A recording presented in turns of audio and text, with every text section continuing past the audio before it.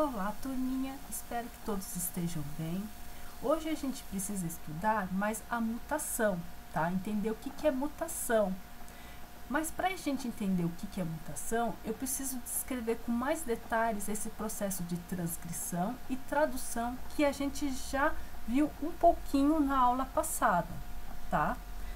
Só para recapitular então, na aula anterior de núcleo, cromatina e cromossomos, a gente viu que transcrição é o processo de síntese do RNA mensageiro, por isso esse eninho de mensageiro, a partir de um pedaço molde de DNA. Então, você tinha lá o DNA, o RNA mensageiro é sintetizado a partir só desse trechinho aqui, e o processo de tradução é o processo de síntese da proteína, ou seja, o nosso produto final, né, é a proteína, a partir desse RNA mensageiro que contém a informação do DNA, tá? Então, vamos entender hoje como a mutação tem a ver com esses dois processos, tá? Sabemos, então, que no núcleo de nossas células tem vários cromossomos, né? Ao total, a gente tem 46 cromossomos no nosso núcleo. Todas as células, professora? Sim, todas as células têm 46 cromossomos, tá? E eles formam os parzinhos lá, tudo bonitinho que a gente viu no cariótipo. Aí, nesse trechinho aqui, ó, representando um cromossomo, que é uma imagem de microscopia de um cromossomo, tá? Aqui a gente tem o DNA lá dentro, lembra? E o gene, então, é referente a apenas um trechinho do DNA que corresponde a uma proteína específica, né?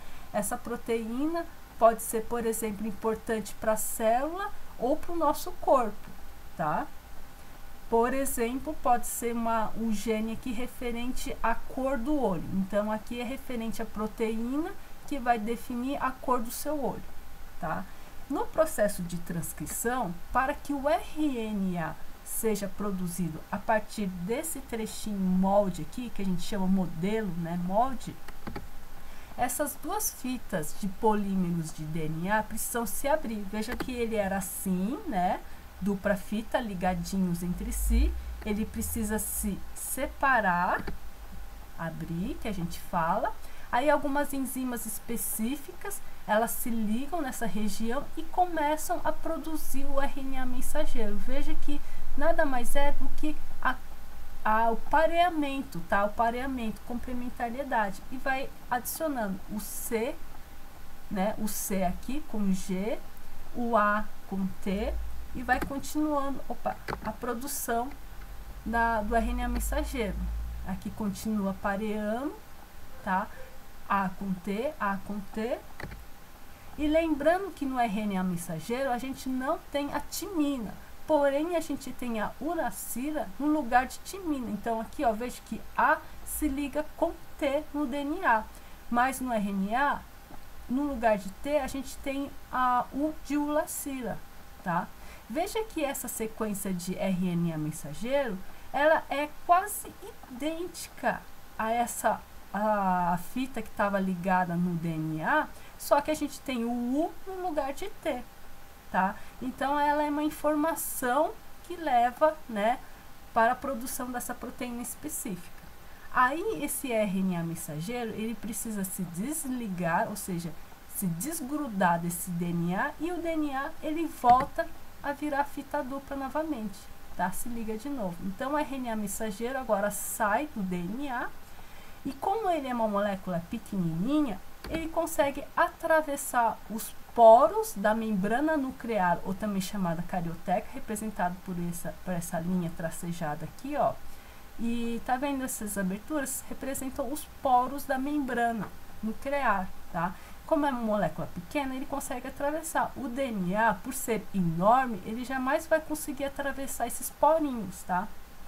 Aí, lá no citoplasma, onde tem várias organelas, inclusive os ribossomos que a gente viu, esse RNA vai levar essa informação para o ribossomo produzir a proteína. Então, aí começa o processo de tradução, quando esse RNA mensageiro, ele se liga no ribossomo. Nesse citoplasma também se encontram vários aminoácidos, vindos provavelmente da alimentação, tá? e também da digestão de algumas proteínas que não são mais úteis para a célula. A célula pode pegar aquela proteína e separar os aminoácidos para poder reciclar, para reutilizar os aminoácidos. Só que esses aminoácidos, eles não ficam simplesmente livres, eles ficam aderidos a uma molécula que a gente chama de RNA T de transportador, tá? Então, esse Tzinho aqui se chama transportador. Por quê? Porque ele justamente transporta o aminoácido para o ribossomo, tá? Só que o ribossomo, ele vai pedir os aminoácidos de acordo com a trinca, ou seja, a cada 3 nucleotídeos do RNA. Ele é como se fosse um código, tá? Então, aqui veja que esses 3 primeiros é o AAC. Então, ele vai pedir para os RNAs transportadores, né, a sequência que codifica esse AAC. No caso, AAC representa uma asparagina. Então, o RNA transportador que contém asparagina, ele reconhece esse AAC e se liga, tá? E aí, essa asparagina fica grudada no ribossomo e o RNA transportador pode se desligar, ou seja, se desgrudar, tá? Sair, para que um próximo aminoácido entre, tá? E aí, quando isso acontece, vem o outro RNA transportador, que vai reconhecer agora essa segunda trinca, que é o CCA. A primeira trinca era AAC, a segunda trinca CCA, que é reconhecida, então, por RNA transportador que contém a prolina. E aí a prolina se liga à asparagina que já estava ali ligada no ribossomo.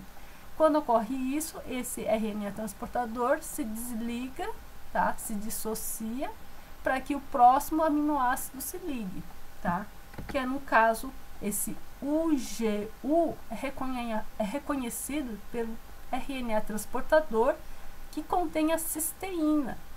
Aí, uma vez que a cisteína se liga a essa sequência aqui de proteína, aqui, ó, agora sim nós temos uma proteína. Aí, esse RNA transportador se desliga, tá? O RNA mensageiro também se dissocia do ribossomo e agora a gente tem a proteína pronta.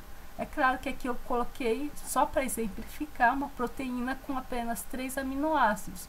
Existem algumas proteínas que podem chegar até 200 aminoácidos, até 500 aminoácidos, bem enorme, tá? Então, veja que a gente viu, só nessa introdução, que existem 3 tipos de RNA, tá? O RNA mensageiro, que é aquele que traz a informação, a mensagem do DNA para o ribossomo. Existe o RNA transportador, que é aquele que transfere, né, que transporta o aminoácido para o ribossomo, tá? E o RNA R de ribossomo, porque lembra que eu falei a constituição do ribossomo? O ribossomo é constituído por RNA, tá? São 2 pedaços de RNA, 2 subunidades que a gente chama de RNA, tá? Então, existem 3 tipos de RNA. Professor, mas como o RNA transportador reconhece essas sequências? Existem alguns uns trabalhos mais profundos, mas vocês não precisam entender a nível molecular, tá? Existe uma tabelinha que para cada trinca de nucleotídeos do RNA, existe o RNA, o aminoácido correspondente, tá? Basta vocês entenderem isso, que o código do RNA, ele é lido a cada 3 nucleotídeos, tá? Então, veja aqui, o primeiro aminoácido que a gente viu ali, ó, que era a asparagina, correspondia a AAC. AAC, aqui, se a gente olhar para essa tabela, é correspondente à asparagina, tá? Aí, o segundo aminoácido foi a prolina, que era a sequência CCA. Se a gente olhar para essa tabela, CCA, cadê? CCA corresponde à prolina. Então, cada sequência é reconhecida por um RNA transportador que carrega o aminoácido mais específico, tá? E assim tem a ligação. E por último estava a cisteína que era codificada, que era representada pelo UGU. Se a gente olhar aqui na tabela, o UGU, cadê? Não, é o de cima aqui, ó. O UGU é a cisteína, tá? Então, resumidamente, a gente viu que essa sequência de DNA, ela produz essa sequência de RNA mensageiro, e o ribossomo vai ler a cada 3 nucleotídeos, tá? Cada 3 nucleotídeos representa um aminoácido, tá? Por exemplo, aqui o aminoácido se chama asparagina. Esse CCA representa o aminoácido prolina. E esse UGU, a cisteína. Então, aqui é referente ao processo de transcrição e aqui é o processo de tradução, tá? Professora, e se ocorrer uma alteração em um nucleotídeo só? Será que a minha proteína vai mudar? Então, veja aqui, eu fiz a representação da substituição de um nucleotídeo. Antes, aqui, ó, era ACA, aí eu substituí esse Azinho aqui, esse terceiro A, por C, no DNA. Aí o C pareou com G. Veja que na hora que a gente forma o RNA mensageiro, referente a esse trecho aqui, mudou também. Aqui vai ser UGG, tá?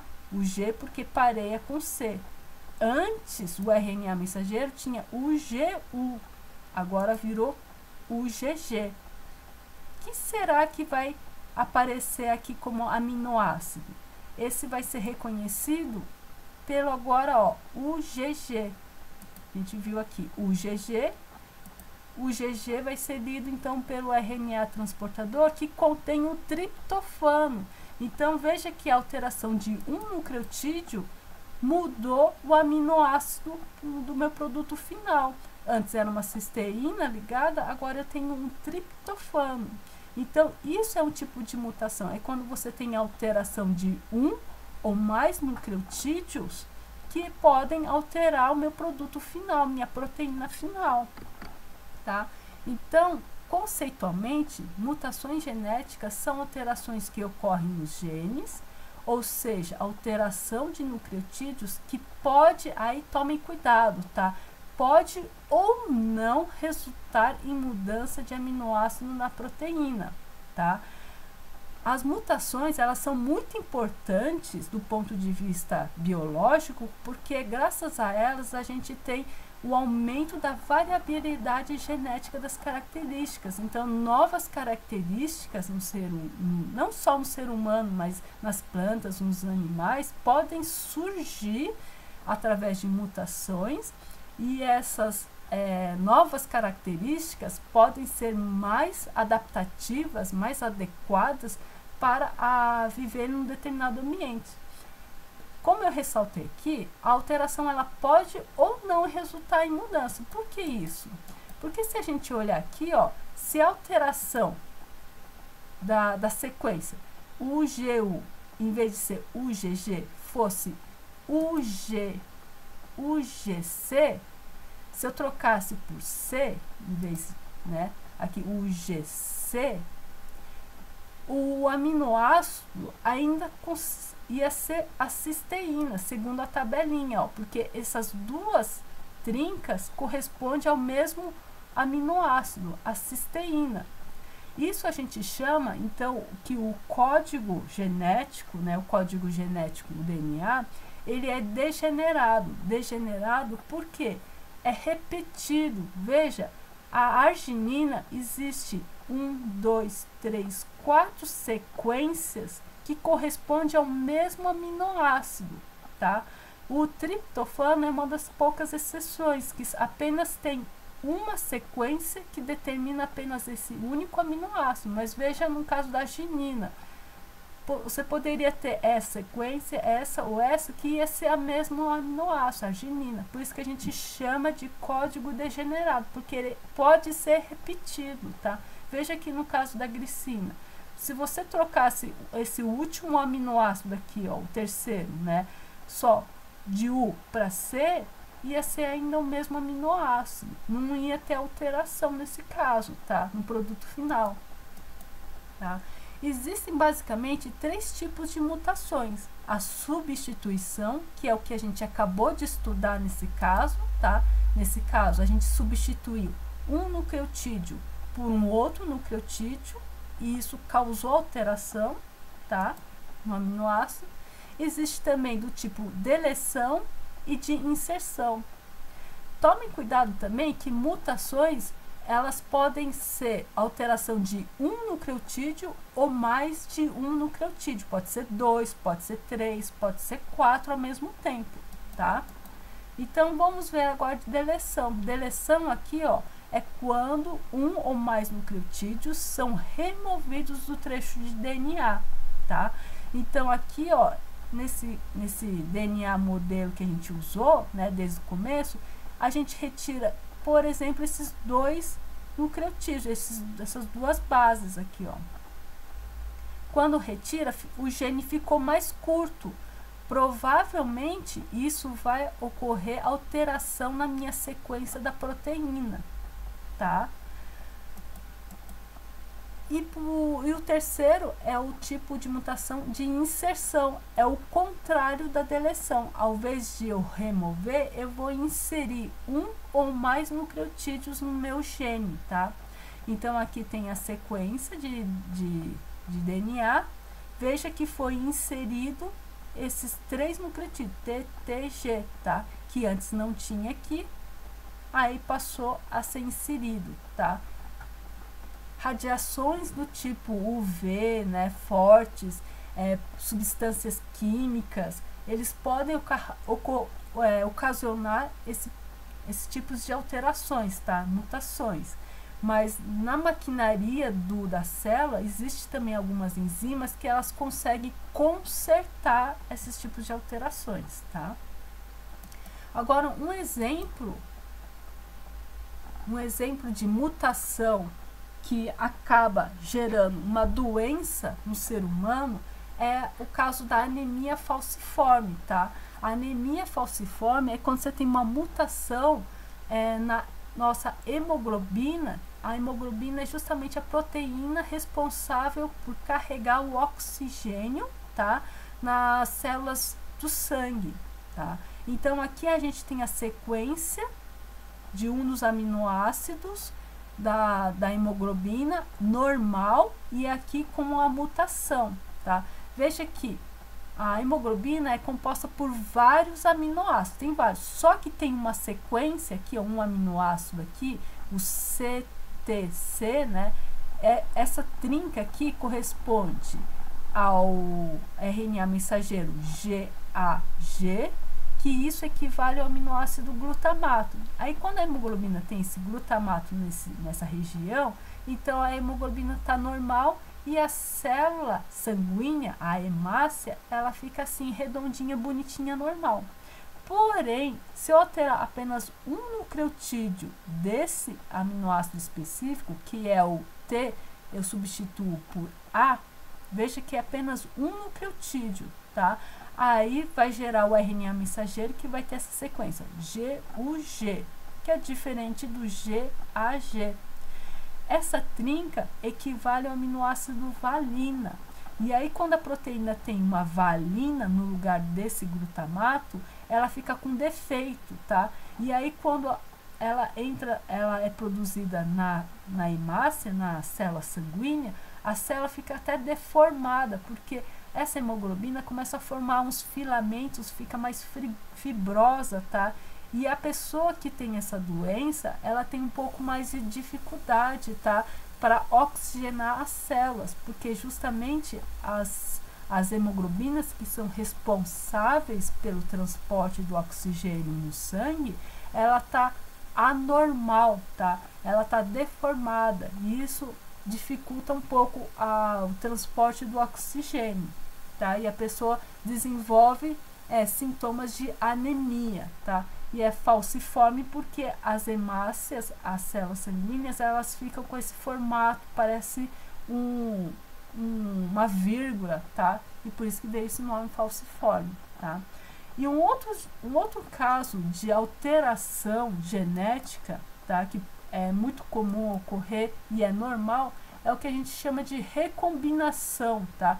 Recombinação não necessariamente é uma mutação, mas ela envolve troca de trechos de DNA entre os cromossomos homólogos. Então agora não é só uma pequena alteração em um gene, a gente tem troca de pedaços. Veja aqui, tem 2 cromossomos homólogos, né, que são parecidos, são iguais, e eles trocam um pedacinho, ó, só a perninha, tá? Então esse passa a ter as informações que era do outro cromossomo, tá? Isso não é só um gene, são vários genes que estão aqui inseridos, mas eu vou voltar a falar sobre recombinação cromossômica a hora que eu falar de divisão celular do tipo meiose, e isso é mais para frente, tá? Mas também é um tipo de alteração em cromossomos, tá? Bom, espero que vocês tenham gostado da aula. Até a próxima!